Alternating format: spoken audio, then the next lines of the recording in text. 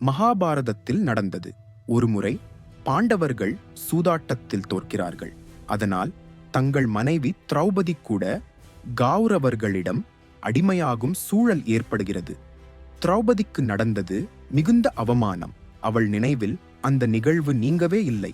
காடுகளில் 13 ஆண்டுகள் கடந்து பின்பு 1 வருடம் மறைந்து வாழ்ந்த பின் பாண்டவர்கள் மீண்டும் நாட்டுக்கு திரும்புகிறார்கள். அப்போதும் திரௌபதியால் அந்த பழைய நிகழ்வை மறக்க முடியவில்லை. தன்னை இழிவுபடுத்தினவர்களுக்கு தக்க பதிலடி கொடுக்க வேண்டும் என்று எண்ணினாள். ஆனால் யுதிஷ்டிரர் திரௌபதியிடம், நீங்கள் அதை பற்றி கவலைப்படாதீர்கள்.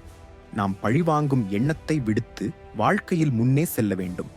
தன்னை தவறாக நடத்தியவர்களை மன்னிப்பது ஒரு சாதாரண செயல் அல்ல, அது ஒரு பெரிய மனிதனுக்கே உரிய நெறி என்று கூறினார். தவறு செய்தவர்களையும் மனதார மன்னிக்கிறவர்கள்தான் உண்மையான நல்லவர்கள். அவர்கள் எப்போதும் அமைதியோடு இருப்பார்கள். இகந்ததன் இன்மை, அரிகதூம் சான்றோர் பகையின்மை பேதையார் நட்பு.